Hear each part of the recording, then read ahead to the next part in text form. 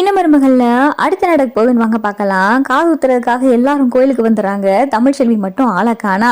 Aunty, இன்னும் தமிழ்ச்செல்வி வரல, தமிழ்ச்செல்வியால பணம் பெரட்ட முடியல போல அப்படின்னு சொல்லி ஐஸ்வர்யா சொல்ல, ஐஸ்வர்யா அவ வர்றதுக்குள்ள நீயும் சேதுவும் பக்கத்துல உட்காந்து குழந்தைகளுக்கு மொட்டை எடுத்துடணும். குழந்தைகளுக்கு மொட்டை எடுக்கிறத கூட அவளால பார்க்க முடியாம போகணும். அவ எப்படியும் கனவு கண்டுகிட்டு தெரிஞ்சிருப்பா. ஏதாவது ஒரு குழந்தைய நம்ம மடியில உட்கார வச்சுதான் மொட்டை எடுக்கணும்னு நினைச்சிருப்பா. ஆனா அது நடக்கவே கூடாது. அதை நடக்கவும் நம்ம விடவே கூடாது. அவ வர்றதுக்குள்ள இப்ப சட்டுப்பட்டுன்னு குழந்தைகளுக்கு மொட்டை அடிக்க வைக்கணும். அவ எங்க போய் தொலைஞ்சாலும் தெரியல. அவ வரட்டும். அவ பணத்தை கொண்டாந்தாலும் சரி, கொண்டாடாம போனாலும் சரி, அவ வரதுக்குள்ள குழந்தைகளுக்கு மொட்டை அடிக்கணும் அப்படின்னு சொல்லிட்டு ஈஸ்வரி வேகமா, மாமா நேராச்சு மாமா, நல்ல நேரம் முடிய போகுது. அவ தமிழ்ச்செல்வி வர்றதுக்கு நேரம் இருக்கு போல. அவ வரையில வரட்டும். இப்ப சேதுவும் ஐஸ்வர்யா வேணா பக்கத்துல உட்காந்து குழந்தைகளை மடியில வச்சு மொட்டை அடிக்கட்டுமே அப்படின்னு சொல்லிட்டு ஈஸ்வரி சொல்ல, அப்பத்தாவுக்கு கோவம் வந்துருது. அடி விவஸ்தை கட்டவளே, என்னடி நினைச்சுக்கிட்டு தெரியற? தமிழ்ச்செல்வியும் சேதுவும் தானடி பக்கத்துல உட்காரணும். அவங்க பெத்த பிள்ளைக்கு அவங்க தானடி மடியில வச்சு மொட்டை போடணும். நீனும் ஐஸ்வர்யா உட்கார சொல்ற அப்படின்னு சொல்லி அப்பத்தா கேட்க, அத்தை நான் என்ன சும்மாவா சொன்னேன்? தமிழ்ச்செல்வியை தான் ஆளை காணாமே அத்தை. பத்தா அதுக்கு நல்ல நேரம் முடிய போகுது, நல்ல நேரத்துக்குள்ள மொட்டை போடணும்ல அப்படின்னு சொல்லிட்டு ஈஸ்வரி சொல்ல, அவ வருவாடி வருவா. நீங்க தான் காது குத்துக்கு 15 லட்சம் ரூபாய் கேட்டிருக்கீங்களே, அதுல 7.5 லட்சம் ரூபாய் பரட்டணும்ல. அந்த பணத்தை பரட்டுற விஷயமா தான் போயிருக்கா, வருவா அப்படின்னு சொல்லிட்டு அப்பத்தா சொல்ல, அப்பதான் ஈஸ்வரி சும்மா இருக்காம, மாமா அத்தை சொல்றதை கேட்டீங்களா? இன்னும் கொஞ்சம் நேரம் தான் இருக்கு மாமா, நல்ல நேரம். நல்ல நேரத்துக்குள்ள குழந்தைகளுக்கு போற தலை மொட்டை நல்ல நேரத்துல தான் போடட்டும். 1000 தான் இருந்தாலும் ஐஸ்வர்யாவும் குழந்தைகளுக்கு இன்னொரு அம்மா மாதிரி தானே. சேது என்னப்பா பாத்துக்கிட்டு சும்மா இருக்க? அழகுற சும்மாவா ஐஸ்வர்யாவை அம்மானு கூப்பிட்டா? நீயும் பாத்துக்கிட்டு சும்மாவே இருக்கியப்பா. அந்த தமிழ்ச்செல்வி வரையில வரட்டும், ஐஸ்வர்யா உட்கார சொல்லுப்பா.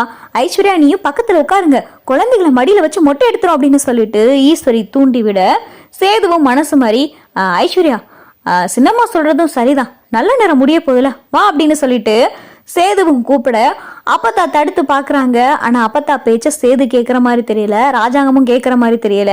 அத்தா நல்ல நேரம் முடிய போகுது, தமிழ்ச்செல்வி எங்க போச்சு அப்படின்னு சொல்லி ராஜாங்க கேட்க, அதான் சொன்னேனேப்பா, உங்க குடும்பத்துல காது குத்த நீங்க பிரம்மாண்டமா கொண்டாடுவீங்கல்ல, 15 லட்சம் ரூபாய் ஆகும்னு சொல்லியிருக்கீங்க. 7.5 லட்சம் ரூபாய் எங்க பங்குக்கு கொடுக்க வேணாம், அதான் அந்த பணத்தை பரட்டுறதுக்காக போயிருக்கா அப்படின்னு சொல்லிட்டு அப்பத்தா சொல்ல, எதுக்கு அத்தா? ஈஸ்வரி எல்லாம் ஒன்னாலதான் அப்படின்னு சொல்லி ராஜாங்க சொல்ல, மாமா நான் என்ன மாமா செஞ்சேன்? நம்ம எப்பயும் காது குத்த பிரம்மாண்டம் வந்து நம்ம போ, நம்மளுடைய வசதிக்கு ஏத்த மாதிரி வச்சோம். அதுக்கு அவ சும்மா இருந்திருக்கணும்ல. அவ தானே வாயை வச்சுக்கிட்டு சும்மா இருக்காம, நாங்க பாதிக்கு பாதி காசு கொடுக்கறோம்னு சொன்னா நம்ம தகுதி என்ன தராதாரம் என்னன்னு தெரிஞ்சவ பேசியிருக்கணும். அதுக்காக அவ ஒரு ஓலை குடிசையிலையும் ஒரு கோயிலையும் வச்சு மொட்டை எடுத்து காது குத்த சொல்லுவா. அதுக்கேத்த மாதிரி நம்ம போய்கிட்டு இருக்க முடியுமா? அதெல்லாம் முடியாது மாமா. 15 லட்சம் ரூபாய்க்கான கொட்டேஷன் கொடுத்தாச்சு, அதுல 7.5 லட்சம் ரூபாய் அவ கொடுக்குறேன்னு வீராப்பா பேசவும் செஞ்சுட்டா. அதான் 7.5 லட்சம் ரூபாய் பரட்ட முடியலன்னு சொல்லி எங்கேயோ போய் ஓடி ஒளிஞ்சுக்கிட்டா போல. அதான் ஆளை காணா அப்படின்னு சொல்லி ஈஸ்வரி வாய் சவடாலா பேச, அப்பதான் ஐஸ்வர்யாவும் சேதுவும் பக்கத்துல உட்கார போக அப்படின்னு சொல்லி தமிழ்ச்செல்வி சத்தம் கேட்க, எல்லாரும் திரும்பி பாக்குறாங்க. தமிழ்ச்செல்வி கையில ஒரு பெட்டியோட வராங்க. தமிழ்ச்செல்வி பெட்டியோட வரத பார்த்ததுமே ஈஸ்வரிக்கு பயங்கரமான அதிர்ச்சி. வந்து தொலைஞ்சிட்டாளே, இவ வரமாட்டேன்ல நினைச்சு அப்படின்னு சொல்லிட்டு ஈஸ்வரி திருன்னு முழிச்சுக்கிட்டு இருக்கு. ஐஸ்வர்யா எந்திரி அப்படின்னு சொல்லிட்டு தமிழ்ச்செல்வி சொல்ல, ஐஸ்வர்யாவும் பார்த்தா தமிழ் சொன்னதுனால எந்திரிச்சிருது. யாரு குழந்தைகளுக்கு யாரு மடியில வச்சு மொட்டை எடுக்கிறது? இந்த 2 குழந்தைகளுக்கும் நான் தான் அம்மா, நான் தான் பெத்தவ, என் மடியில தான் வச்சு மொட்டை எடுக்கணும். என்னமோ நீ உரிமையா உட்காந்துருக்கி அப்படின்னு சொல்லிட்டு தமிழ் சொல்ல, ஐயோ தமிழ், நான் வேணும்னு உட்காரலாம் இல்ல, எல்லாரும் நீங்க வர்றதுக்கு டைம் ஆச்சு அப்படின்னு சொல்லி நீ உட்கார சொன்னாங்க, அதனாலதான் அப்படின்னு சொல்லிட்டு தமிழ்ச்செல்வி சொல்ல, எவ்வளவு நேரம் ஆனாலும் நான் வந்துருவேன்னு சொல்லிட்டு தானே போனேன், அப்புறம் என்ன அவசரம் உங்களுக்கு? நீங்க அவசரப்படத்தானே செய்வீங்க. நான் வரதுக்குள்ள எப்படியாவது குழந்தைகளுக்கு மொட்டை எடுத்துடணும், அவ அந்த மொட்டை எடுக்கிறத கூட பார்க்காம போயிடணும்ன்றதுனாலதானே இதெல்லாம் செஞ்சிருப்பீங்க அப்படின்னு சொல்லிட்டு தமிழ் சொல்ல, ஏய் போதும் நிறுத்திடி, என்னமோ வீராப்பா வாய் சவடால் விட்ட, பாதி ரூபாய் 7.5 லட்சம் ரூபாய் தரேன்னு எங்க அப்படின்னு சொல்லி ஈஸ்வரி கேட்க, இருங்க ஒரு நிமிஷம், ரொம்ப இந்த அவசரப்படுறீங்களே அப்படின்னு சொல்லிட்டு தமிழ் பெட்டியை திறந்து காட்ட, அதுல 7.5 லட்சம் ரூபாய் இருக்கு. அதை பார்த்தது ஈஸ்வரிக்கு பயங்கரமான அதிர்ச்சி. அப்பத்தா செல்லப்பாண்டி வசந்தி தனோ ராஜாங்கம் சேதுன்னு சொல்லி எல்லாரும் அதிர்ச்சியோட பாக்குறாங்க. ஏய் என்னடி இது, எப்படி இப்படி பரட்டுன அப்படின்னு சொல்லி அப்பத்தா கேட்க, அம்மாச்சி அதெல்லாம் உங்ககிட்ட அப்புறம் சொல்றேன். இப்ப நல்ல நேரம் முடிய போதுல, குழந்தைகளுக்கு மொட்டை எடுக்கணும் அப்படின்னு சொல்லிட்டு அழகரை தூக்கி மடியில உட்கார வச்சுக்கிறாங்க தமிழ். சேது மீனாட்சியை மடியில உட்கார வச்சுக்கிறாரு. ஆளுக்கு ஒரு குழந்தைய மடியில வச்சு உட்காந்துறாங்க. குழந்தைகளுக்கு முட்டை எடுத்து கோயிலே வச்சு காதும் குத்திடுறாங்க.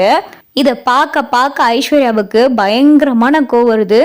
1000 தான் அத்து விட்டவளா இருந்தாலும் மாமா பக்கத்துல இவ உட்கார்ந்துருக்கா. இதெல்லாம் எங்க போய் முடிய போதோ தெரியல. இவ மட்டும் கொஞ்சம் லேட்டா வந்திருந்தானா இந்நேரம் அழகிரி ஏன் மடியில உட்காந்துருப்பா அப்படின்னு சொல்லிட்டு இங்க ஐஸ்வர்யா தமிழ் மேல கோவப்பட்டுக்கிட்டு இருக்கு. ஈஸ்வரிக்கு ஒரே அசிங்கமா போச்சு. 7.5 லட்சம் ரூபா இவளால பரட்ட முடியாதுன்னு நினைச்சுத்தானே இவ்வளவு ரூபா காது குத்துக்காகும்னு சொல்லிட்டு பிளான் பண்ணோம். ஆனா எங்க இருந்து இந்த 7.5 லட்சம் ரூபாய் ரெடி பண்ணி தொலைச்சான்னு தெரியலையே. இவளை நம்பி எந்த கேட கிறுக்கம் கொடுத்தான்னு தெரியலையே அப்படின்னு சொல்லி ஈஸ்வரி அப்படியே கொதிச்சு போய் கிடக்கு. இங்க தமிழ்ச்செல்வி நக்கலா ஈஸ்வரிய பாக்குறாங்க. யாரோ சொன்னாங்க 7.5 லட்சம் ரூபாய் என்னால பரட்ட முடியாது, அசிங்கப்பட்டு மூக்கறுபட்டு நிக்க போறான்னு. இப்ப யாரு மூக்கறுபட்டு நிக்கிறாங்கன்னு தெரியல அப்படின்னு சொல்லிட்டு இங்க ஜாட மாடையா பார்த்தா தமிழ் பேச ஈஸ்வரிக்கு ஒரே அசிங்கமா இருக்கு.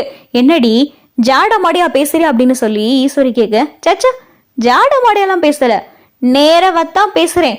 15 லட்சம் ரூபாய் எந்த காது குத்துக்கும் இப்படி வந்தது இல்ல. நீங்க ஒன்னும் பெரிய பிரம்மாண்டமா ஒன்னும் செய்யவும் இல்லை. ஆனா எதுக்காக இந்த 15 லட்சம் ரூபாய் வந்துச்சுன்னு எனக்கு தெரியல. என்னால ரெடி பண்ண முடியாதுனால திட்டம் போட்டு இவ்வளவு பெரிய தொகையை ரெடி பண்ணி வச்சிருக்கீங்க. என்னால கொடுக்க முடியும். தமிழ்ச்செல்வி ஒரு விஷயம் நினைச்சா அது முடியாதுன்றது கிடையவே கிடையாது. நீங்க சொன்ன மாதிரி நான் 7.5 லட்சம் ரூபாயை கொடுத்துட்டேன். என் பிள்ளைகளுடைய காது குத்தையும் நல்லபடியா நடத்தியும் காமிச்சிட்டேன். இனிமேல தேவையில்லாம என் வழிய குறுக்கிட்டீங்கன்னு வைங்க, அப்புறம் நல்லா இருக்காது சொல்லிட்டு அப்படின்னு சொல்லிட்டு தமிழ் மிரட்ட இங்க ஐஸ்வர்யா ஒரே வருத்தத்துல உட்கார்ந்துருக்கு. ஐஸ்வர்யா என்னாச்சு, ஏன் ஒரு மாதிரியா இருக்கு அப்படின்னு சொல்லி சேது கேட்க, இல்ல மாமா உங்களுக்கும் தமிழ்ச்செல்விக்கும் ஒன்னும் இல்லைன்னு ஆகிருச்சு. ஆனா கோயில்ல 2 பேரும் பக்கத்து பக்கத்துல உட்காந்துருக்கீங்க. உங்களுடைய குழந்தைங்களும் மடியில வச்சு உட்காந்துருக்கீங்க. ஊர்ல பாக்குறவங்களுக்கு என்ன தோணும்? நீங்க 2 பேரும் தானே புருஷன் பொண்டாட்டின்னு தோணும். 1000 தான் இருந்தாலும் நான் 2ஆவதா வந்தவ தானே மாமா அப்படின்னு சொல்லிட்டு ஐஸ்வர்யா வருத்தப்பட, ஏன் ஐஸ்வர்யா இது இப்படித்தானே நடக்குன்னு இருக்கு. அவ ஓ மடியில உட்கார வச்சு காது குத்த விட மாட்டாள. எனக்கு ஓ மடியில வச்சு காது குத்தன்னு தான் எனக்கு ஆசை. அவ சம்மதிக்க மாட்டாளே, பிரச்சனை பண்ணுவாளே அப்படின்னு சொல்லி சேது சமாளிக்கிறாரு. அப்பத்தான் என் தமிழ்கிட்ட கேட்டுக்கிட்டு இருக்காங்க, எப்படி 7.5 லட்சம் ரூபா ரெடி பண்ண அப்படின்னு சொல்லி அப்பத்தா கேட்க, அம்மாச்சி அதான் நமக்கு ஒரு காரு பரிசா கொடுத்தாங்கல்ல, அந்த காரை வித்துட்டேன் அம்மாச்சி அப்படின்னு சொல்லிட்டு தமிழ் சொல்ல, அடியே என்னடி சொல்ற அப்படின்னு சொல்லி அப்பத்தா கேட்க, ஆமா அம்மாச்சி அந்த கார் நமக்கு எதுக்கு? கார்ல போயிட்டு வர அளவுக்கு பெட்ரோல் போட்டு அவ்வளவு செலவு பண்றதுக்கு நம்ம அந்த அளவுக்கு ஆளு கிடையாது. உங்க வீட்டு ஆளுக 7.5 லட்சம் ரூபா கொடுக்கணும்னு வேற சொல்லிட்டாங்க. அதான் கடைசி நிமிஷத்துல அந்த காரு தான் எனக்கு தெய்வமா தெரிஞ்சிச்சு அப்படின்னு சொல்லி தமிழ் சொல்ல,